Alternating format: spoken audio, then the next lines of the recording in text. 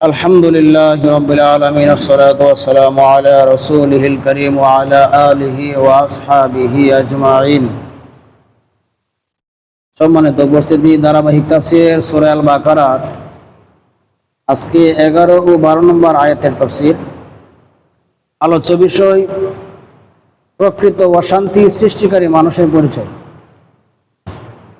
أعوذ بالله من الشيطان الرجيم بسم الله الرحمن الرحيم وإذا قيل لهم لا تفسدوا في الأرض قالوا إنما نحن مصلحون। আল্লাহ তাআলা বলেন, তাদেরকে যখন বলা হয় তোমরা এই জমিনের মধ্যে কি করো না, ফিতনা ফাসাদ করিও না, অশান্তি সৃষ্টি করিও না, তখন তারা জবাবে বলে কি যে আমরা উত্তম এবং সঠিক সংশোধনকারী। নাউযুবিল্লাহ বলেন। মুনাফিক কিন্তু মনে একটা সম্প্রদায়, এটা কিন্তু গোপন না, এটা দেখাই যায়। কি বলেন? মুনাফিক কিন্তু দেখা যায়, একদম বোঝা যায়, এবং মুনাফিক কিন্তু বেশি অবাক নয়।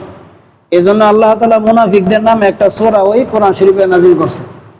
মুমিনদের নামেও কোরআন শরীফ সূরা নাজিল করছে, কাফেরদের নামেও সূরা নাজিল করছে। মুনাফিক কিন্তু সাধারণ বিষয় না, মানুষের মধ্যে মুনাফিক এবং কঠিন। ইন্নাহুম হুমুল মুফসিদুন ওয়ালাকিন লা ইয়াশউরুন। অথচ এরাই হচ্ছে জমিনের যাবতীয় বিপর্যয় সৃষ্টিকারী, যদিও তারা এই ব্যাপারে কোনো খবর রাখে না। তারা যেইভাবে বিস্তার ছড়াচ্ছে, তারা যেইভাবে অশান্তি সৃষ্টি করতেছে, এবং তাদের মাধ্যমে কিন্তু তাদের মূল কথা কি, মূল সারমর্ম একটাই, যে আমরা যেটা করতেছি এটা সঠিক করতেছি। তাদের চিন্তা কি, তারা যেটা করতেছে এটা সঠিক, কিন্তু আল্লাহ তাআলা কোরআনে বলতেছেন তারা যে বেঠিক করতেছে তারা নিজেরাও জানে না। আলহামদুলিল্লাহ, আজকের দুইটি আয়াত, এই দুইটি আয়াতে আল্লাহ তাআলা মুনাফিকদের স্বভাব কোন মনোভাব তুলে ধরেছেন। স্বভাব, মনোভাব, তাদের মন এবং তাদের স্বভাব, দুইটা জিনিস, তাদের চিন্তা এবং তাদের কাজ, দুইটা জিনিস আল্লাহ তাআলা তুলে ধরেছেন। তারা মুখে নিজেদের ভালো মানুষ দাবি করে, কিন্তু বাস্তবে তারা সমাজের বিশৃঙ্খলা সৃষ্টি করে। মুনাফিকদের কথার বেলা বড় বড় কথা থাকবো, সমাজের মধ্যে বড় বড় সবার আগে থাকবো, আমি ভালো মানুষ, আমি এই করি সেই করি, কিন্তু তার কাজ দেখলেই বোঝা যায়, তার স্বভাব দেখলেই বোঝা যায় সে একজন মুনাফিক। যেমন মুনাফিক সম্পর্কে যদি আমরা একটু পূর্বের দিকে তাকাই, কারবালার ময়দান সম্পূর্ণটা ঘটনাই হয়েছে মুনাফিকদের কারণে। নবীর আওলাদদের সাথে যা কিছু করছে কিসের মাধ্যমে? মুনাফিকদের মাধ্যমে। তো মুনাফিক সম্মতই বড় খারাপ, ভণ্ডামির পর্দা। আসলে মুনাফিকরা এমন লোক যারা মুখে বলে আমরা ভালো কাজ করেছি, সমাজে শান্তি আনছি, কিন্তু বাস্তবে তারা অন্যায়, ষড়যন্ত্র, মিথ্যা প্রচার ও বিভ্রান্তি ছড়িয়ে সমাজকে অস্থির করে তোলে। আল্লাহ বলেন এরা নিজেও জানে না তারা কতটা ক্ষতিকর কাজ করতেছে। তাহলে আল্লাহ তাআলা বারবার একটা কথাই বলতেছেন, মুনাফিকরা নিজেদেরকে নিজেরা বলতেছে কি যে আমরা ভালো কাজ করতেছি, কিন্তু আল্লাহ তাআলা বলতেছেন তারা দ্বীনের ক্ষতি করতেছে, ইসলামের ক্ষতি করতেছে, মুমিনদের ঈমান নষ্ট করতেছে। তাহলে মুনাফিক থেকে আল্লাহ তাআলা আমাদেরকে হেফাজত করে।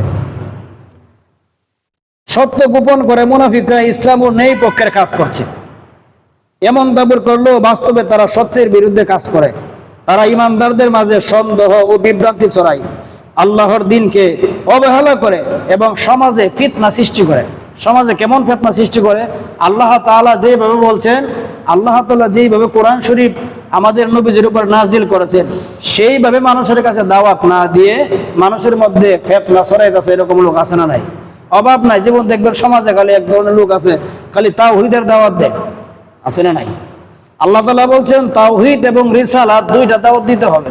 দেখবেন মাঠে ময়দানে খালি আমরা তাওহীদি জনতা, তাওহীদি জনতা, আছে না নাই?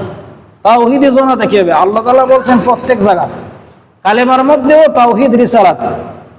এক ব্যক্তি যদি শুধু তাওহীদের উপরে বিশ্বাস করে সে কি ঈমানদার? সে কোনোদিন ঈমানদার না। যদি সে ঈমানদার হতে হয় তাহলে তাওহীদ এবং রিসালাত, আমরা যে কোরআন, তাফসীর, আসমান জমিন যা কিছু পেয়েছি তার একটা মাধ্যম আছে না নাই? তার সব কিছুর মূল মাধ্যম হলো নবী কামলিওয়ালা। যেটা বলেন সুবহানাল্লাহ। আত্মপ্রবঞ্চনা এই আয়াতে আমরা দেখতে পাই মুনাফিকরা নিজেদেরকে কি মনে করে? সৎ মনে করে, কিন্তু তাদের চিন্তা ও কর্ম আল্লাহর দৃষ্টিতে নীতিহীন ও ধ্বংসাত্মক। এরা এমন আত্মপ্রবঞ্চনায় পড়ে যায় যে নিজেরাই নিজেদের ক্ষতি করছে, অথচ তারা উপলব্ধি করতে পারে না। জীবন শয়তান, শয়তান মনে করছে আমি আমার সঠিক রাস্তায় ঘুরতেছি, কিন্তু এমন এক সময় আসবে শয়তান নিজের মাথার মধ্যে নিজে কি দিব? কোরাল দিব। উপকার আসবো? আমরাও কিন্তু দেখেন এরপরে আল্লাহ তাআলা কি বলতেছেন আমাদের জন্য। এখান থেকে আমরা কি শিক্ষা নিব? আমাদের জন্য শিক্ষা, নিজের কাজকে খুঁটিয়ে দেখা দরকার। আমরা যে কাজটা করতেছি এটা কি মুনাফিকদের সাথে মিলে যেতেছে কিনা, নাকি না মুমিনদের বৈশিষ্ট্য?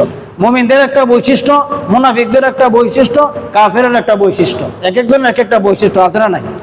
আমরা যে কাজগুলা করব, আমরা চলাফেরা করব, আমরা আমল করব, আল্লাহর আইন কানুন মানবো, আমরা দেখবো আমরা মুমিনদের বৈশিষ্ট্যের মধ্যে আছি কিনা, আমি সত্যি ন্যায়ের পথে আছি কিনা, না শুধু নিজেই নিজেকে সঠিক ভেবে আত্মপ্রবঞ্চনা করেছি। সমাজে বহু মানুষ আছে তার নিজের তোরে নিজে সঠিক মনে করে। কি বলেন? সমাজের মধ্যে বহু মানুষ আছে নিজে একটা কথা বলছে, নিজের তোরে সে সঠিক মনে করে, অথচ সে বাস্তব জিনিসটাকে মানতে চায় না। তারাই হলো এক প্রকারের মুনাফিক। ভালো কাজের নামে যারা মন্দ কাজ করে সমাজ নষ্ট করে, তাদেরকে কি করা দরকার? চিনে রাখা দরকার। শুধুমাত্র ভালো দাবি করলে কেউ ভালো হওয়া যায় না, বরং কাজেও ফলাফলের মাধ্যমে সেটা প্রমাণিত হয়। তো আমরা এতক্ষণ যে আলোচনা শুনলাম এর মাধ্যমে কি বুঝলাম? মুনাফিকদের কাজ কি?